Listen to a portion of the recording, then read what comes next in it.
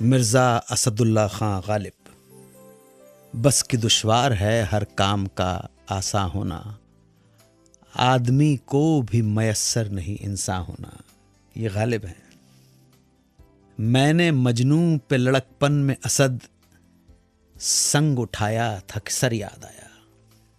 रगों में दौड़ने फिरने के हम नहीं कायल, जो आंख ही से न टपके तो फिर लहू क्या है। बहुत अजीम उशान शायर। मिर्ज़ा गालिब से हमारे गुलजार साहब इतने प्रभावित हैं कि वो खुद को पुरानी दिल्ली की गली कासिम जान के बल्ली मारान मोहल्ले में गालिब के घर का एक नौकर ही मानते हैं। गुलजार का बरसों पहले एक सपना था कि वो गालिब पर कोई फिल्म बनाए।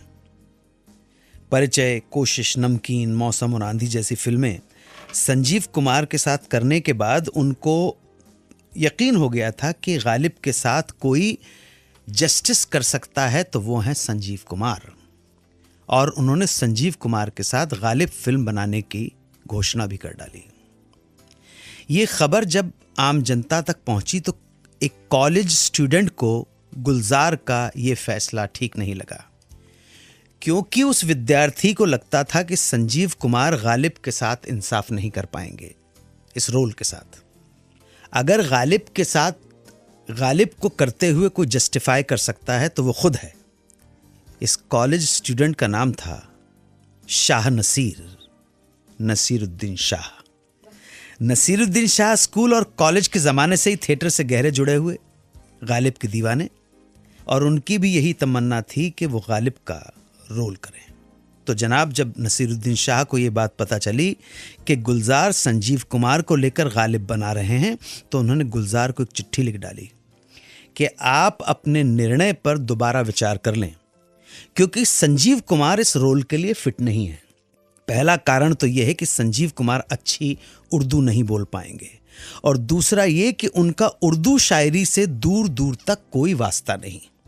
गालिब का किरदार अगर कोई निभा सकता है तो वो मैं हूं, लिहाजा आप फिल्म के लिए तब तक इंतजार करें जब तक मैं फिल्म लाइन ज्वाइन करने के लिए बंबई ना आ जाऊं। कॉन्फिडेंस देखिए आप।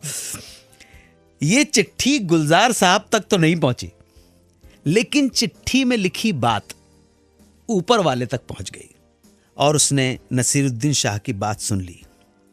किसी न किसी वजह से फिल्म डिले होती चली गई और फिर 6 नवंबर 1985 को संजीव कुमार भी इस दुनिया से रुखसत हो गए।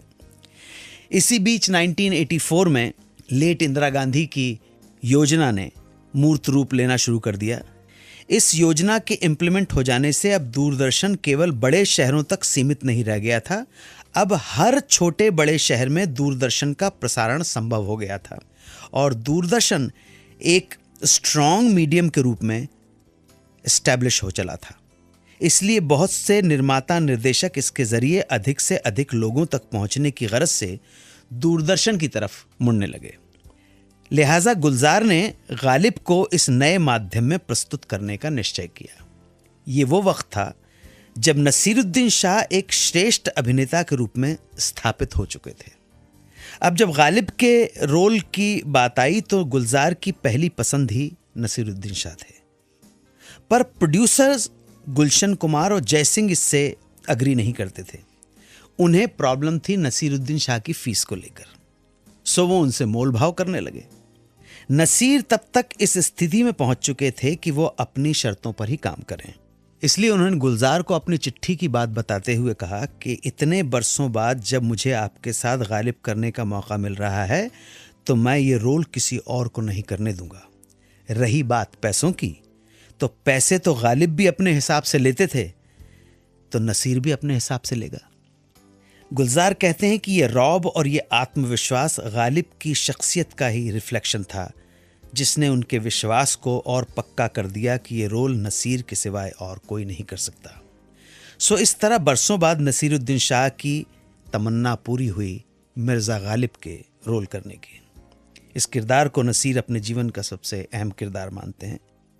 1988 में ये टेलीकास्ट हुआ था सीरियल गालिब। सुरैया जी का करियर बुलंदियों पे था और दिलीप कुमार की आमद बस हुई थी।